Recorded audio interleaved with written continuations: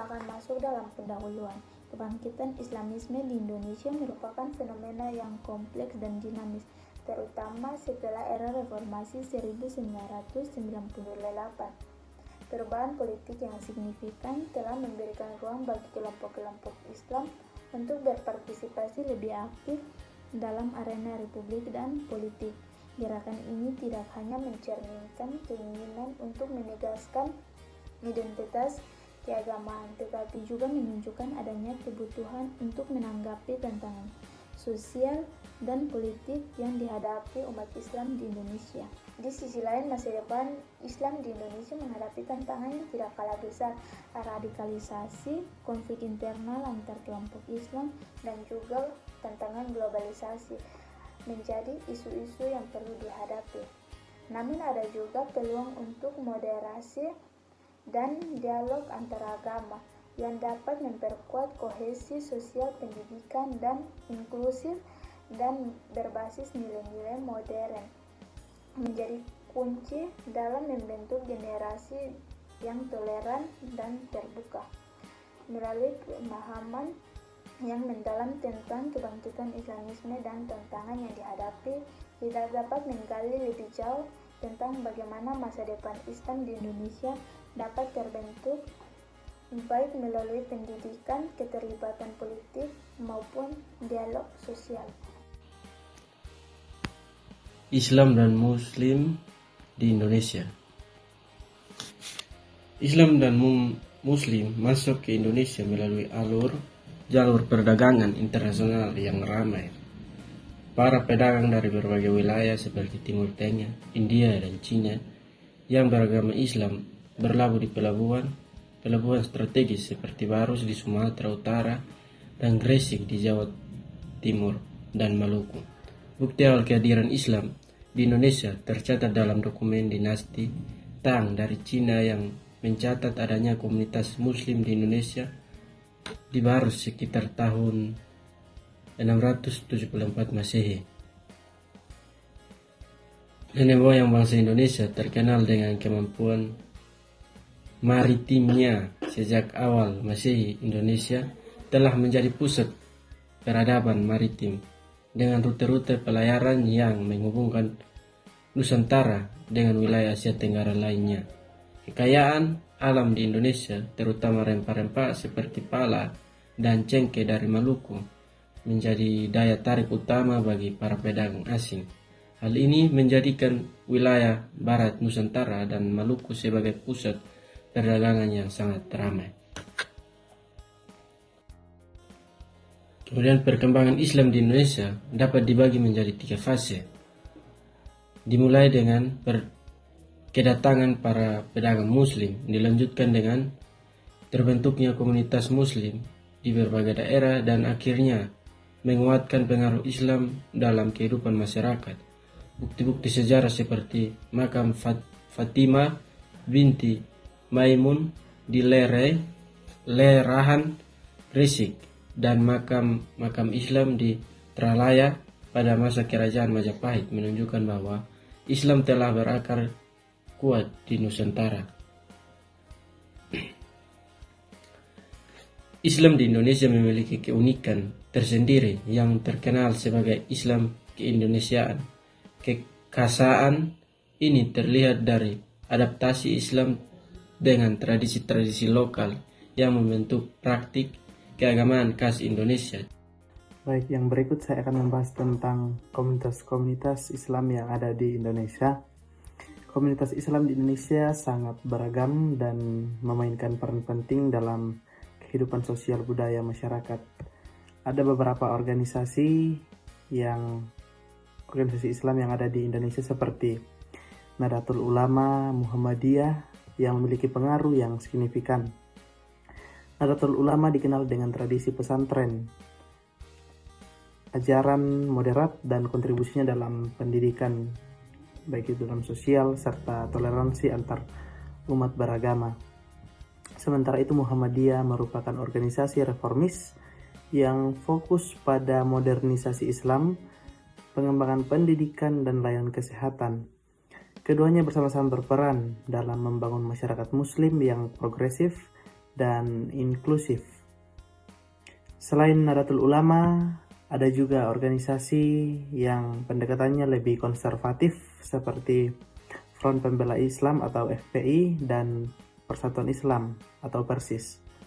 FPI menonjol dalam aksi sosial dengan penekanan pada penegakan syariat Islam meskipun sering dikritik karena metode dakwah yang keras.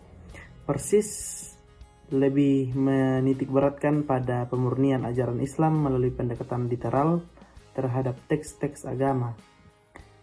Keberagaman pendekatan ini mencerminkan dinamika internal umat Islam Indonesia yang tetap dalam bingkai kebangsaan dan Pancasila. Lembaga pendidikan Islam seperti pesantren, sekolah-sekolah Islam juga memiliki peran strategis dalam bentuk generasi muda yang religius dan berpengetahuan luas.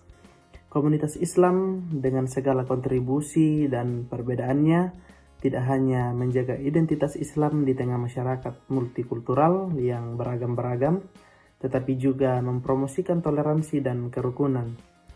Melalui aktivitas-aktivitas yang mereka lakukan, komunitas Islam di Indonesia terus berupaya menciptakan masyarakat yang lebih baik, harmonis, dan juga berlandaskan nilai-nilai keberagaman. Oke, kita masuk pada pembahasan selanjutnya yaitu gerakan kaum muslim. Yang pertama itu definisinya menjelaskan bahwa kelompok Islam melakukan kekerasan yang bersifat lebih keras ataupun ekstrim, dan tindakan ini sering sekali menimbulkan akan suatu konflik. Apa saja contoh-contoh dari kelompok Islam yang melakukan kekerasan tersebut? Yang pertama yaitu ada Front Pembela Islam, ada Laskar Jihad, Majelis Mujahidin Indonesia, dan juga lain sebagainya. Lantas, bagaimana akan tindakan kekerasan yang dilakukan oleh kelompok tersebut? Tindakan kekerasan yang dilakukan kelompok itu menimbulkan suatu intoleransi dan juga anti pluralisme yang dilakukan meliputi pembakaran gereja, pengeboman teroris, penghancuran properti keagamaan, yaitu artefak milik kelompok minoritas agama. Lantas bagaimana akan pandangan pemerintah terkait dengan kelompok tersebut? Memang pada nyatanya ekstremisme Islam tersebut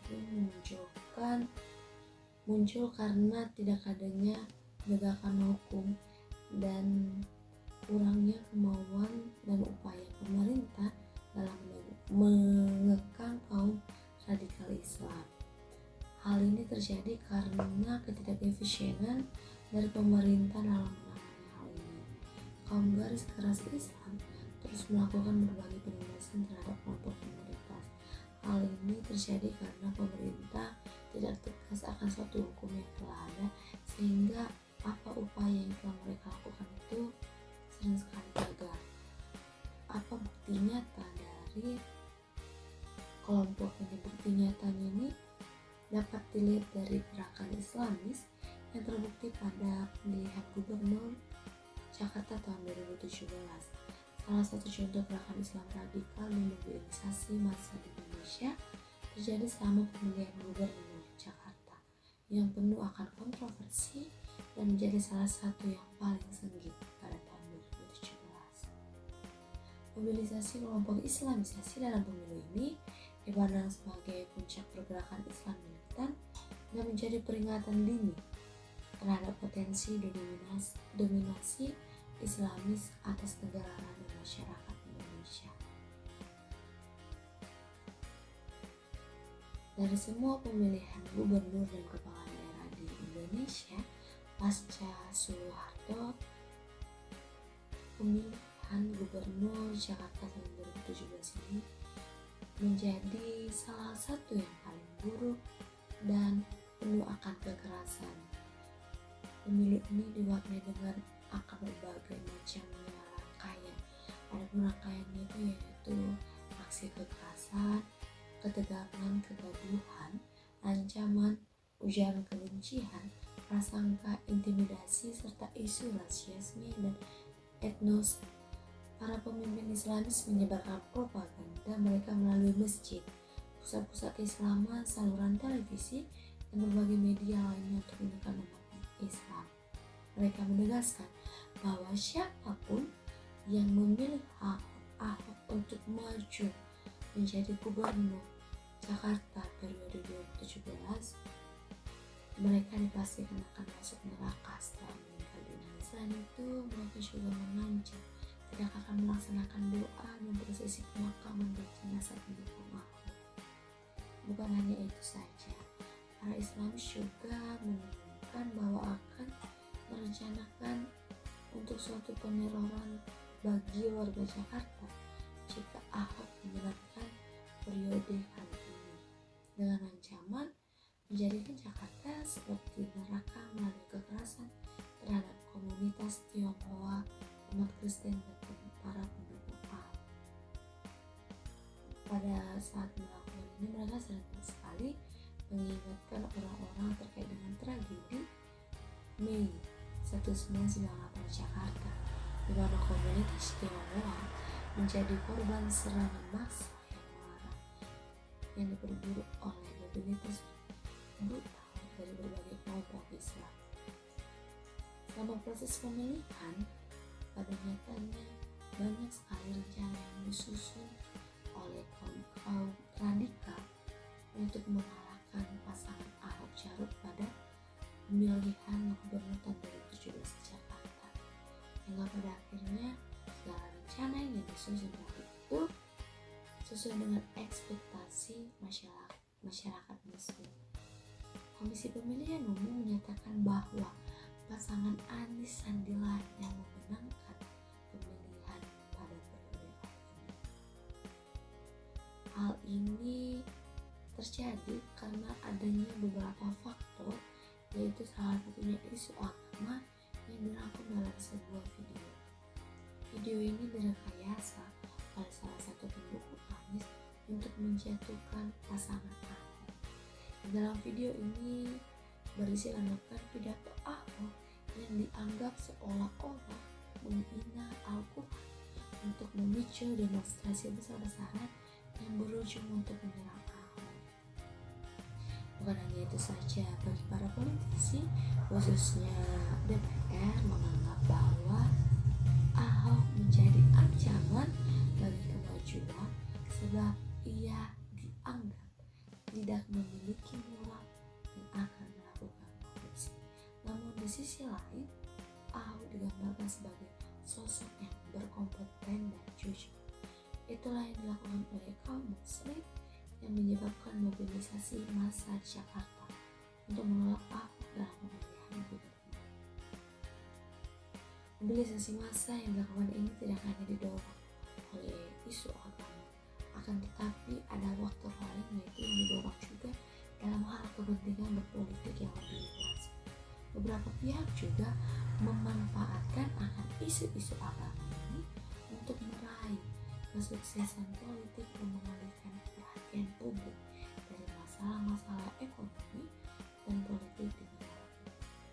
Faktanya, banyak pengikut Islamis ini hanyalah sebagai boneka dan hamba bagi pengusaha serakah, pemimpin politik dan korupsi, dan anggota memiliki gaya hidup yang tinggi, dan masyarakat yang akan mengalami dampak dari gaya hidup yang tinggi yang dilakukan oleh pemerintah atau pemimpin politik. Adapun tantangan kaum Islam di Indonesia itu, yang pertama, adanya ancaman terhadap toleransi beragama. Setelah jatuhnya Soeharto pada tahun 1998, Indonesia mengalami kebangkitan kelompok Islamisme yang mengancam toleransi antaragama. Munculnya kelompok-kelompok ini menimbulkan kekhawatiran akan penolakan terhadap non-muslim dan minoritas, serangan terhadap tempat ibadah non-muslim, dan penolakan perayaan keagamaan memperburuk situasi. Nah, media sosial juga menyebarkan ideologi intoleran, mempengaruhi generasi muda. Untuk menghadapi ancaman ini, kolaborasi antara pemerintah dan masyarakat sipil dalam mempromosikan dialog antar agama, serta program edukasi tentang toleransi sangat penting untuk menjaga kerukunan di Indonesia. Yang kedua, radikalisme dan kekerasan.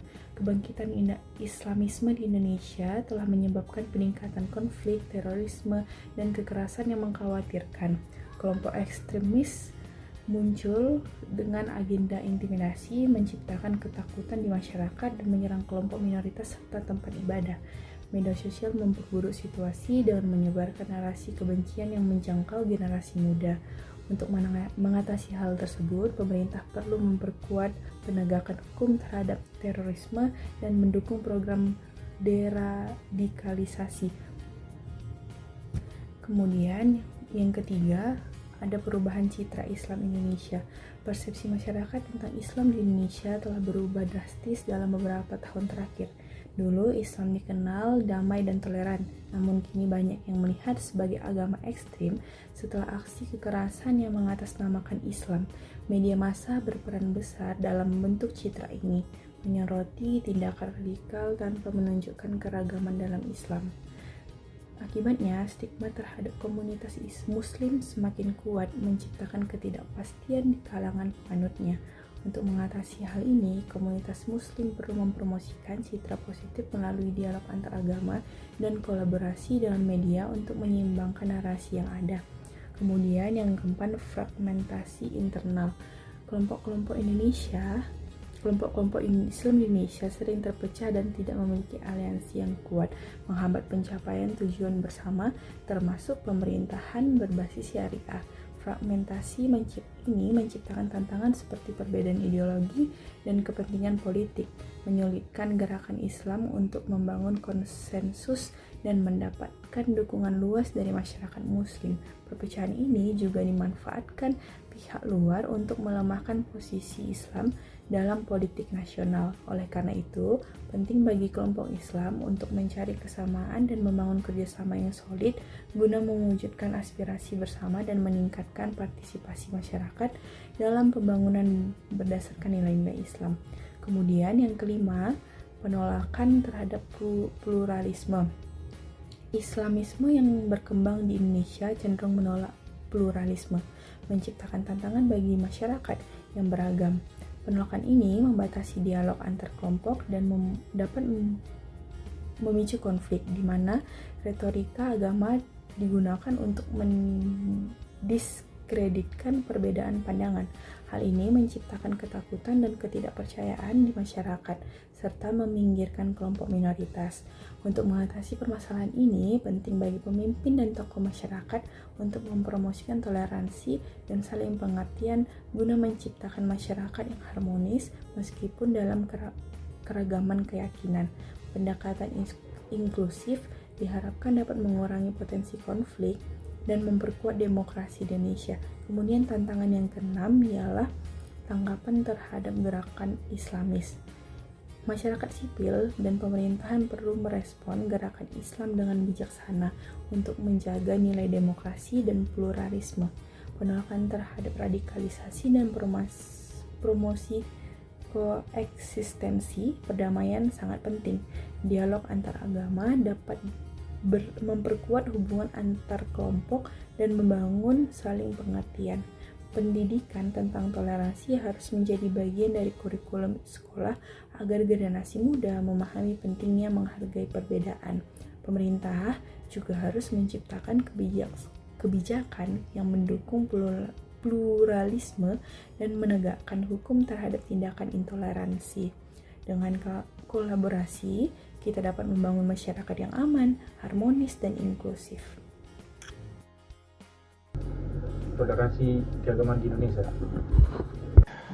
Indonesia sebagai negara yang memiliki beragam suku, budaya, dan agama yang berbeda-beda, pastinya tentunya kita memerlukan pendekatan khusus untuk mensejahterakan kebudayaan, agama, dan sebagainya ini. Untuk itu, sangat penting untuk mewujudkan masyarakat Indonesia yang sejahtera, aman, damai, bersatu, dan tentram. Untuk mencapai perdamaian ini, keamanan ini, dan persatuan tersebut diperlukan strategi yang tepat, yaitu relevan adalah moderasi beragama. Dalam KBBI atau Kamus Besar Bahasa Indonesia, toleransi berarti memiliki sikap atau sifat menghargai, membiarkan, dan mengizinkan pendapat, kepercayaan, kebiasaan, atau perilaku yang berbeda atau bertentangan dengan pendirian orang lain. Toleransi beragama berujuk pada sikap dan perilaku yang berkaitan dengan aspek keagamaan seperti keyakinan, pemikiran, dan perilaku umat beragama. Dalam hal ini, secara etimologi, kata toleransi berasal dari bahasa Inggris, toleration.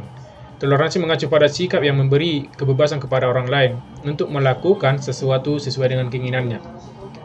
Sementara itu, toleransi beragama berarti setiap penganut agama saling menghormati dan menciptakan suasana yang kondisif agar pemeluk agama lain dapat menjalankan ibadah dan keyakinannya tanpa hambatan dari pihak manapun. Konflik yang terjadi di negara kita, konflik yang umat beragama sering terjadi karena kurangnya sikap toleransi. Banyak pihak masih memandang bahwa agama mereka lah yang lebih baik dibandingkan dengan agama lain, sehingga muncul sikap merasa paling benar, merasa paling iri hati, dan merasa paling tinggi.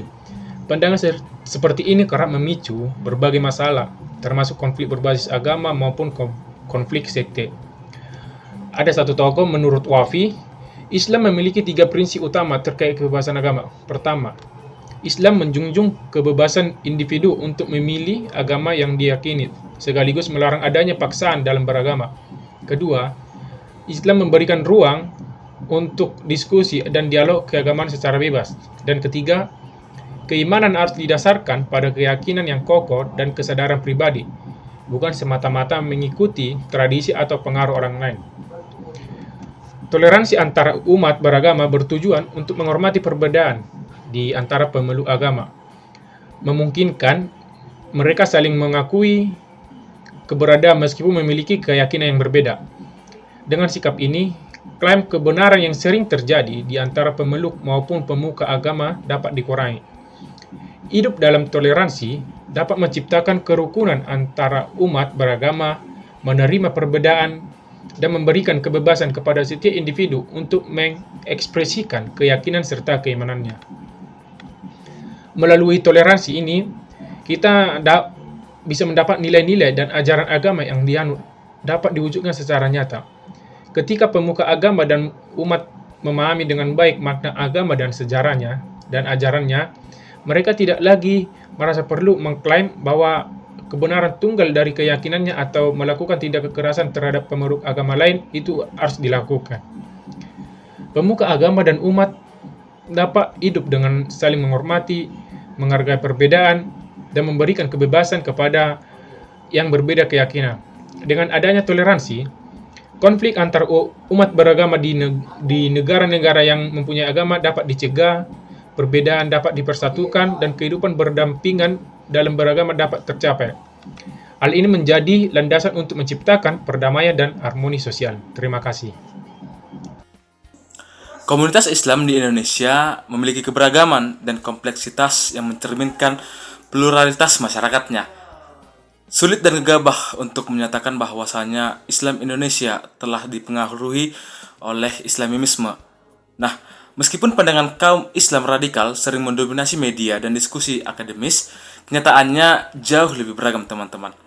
Ideologi Islam yang sering diidentikan dengan konservatisme dan juga radikalisme tidak mencerminkan keseluruhan dari Islam yang kita kenal selama ini.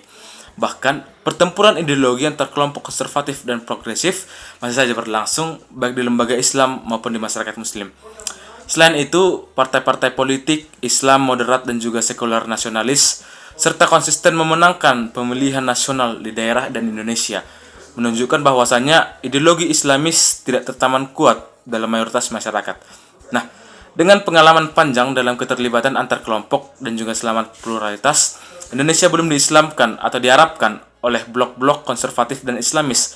Meskipun kelompok Islamis memiliki pengaruh yang kuat, terutama di daerah pusat-pusat urban Indonesia seperti Jakarta dan juga Jawa, hal ini tidak berarti bahwa Islam sipil kehilangan relevansinya Sebaliknya, keadaan muslim moderat-moderat yang progresif yang disignifikasikan di seluruh negeri membuktikan bahwasanya Islam Indonesia tetap mencerminkan nilai-nilai toleransi dan harmoni serta keterbukaan, teman-teman. Nah, dengan demikian Islam sipil maupun Islam masyarakat biasa masih menjadi fitur penting dalam menegaskan bahwasanya pluralisme dan juga inklusivitas adalah bagian integral dari kehidupan beragama di Indonesia.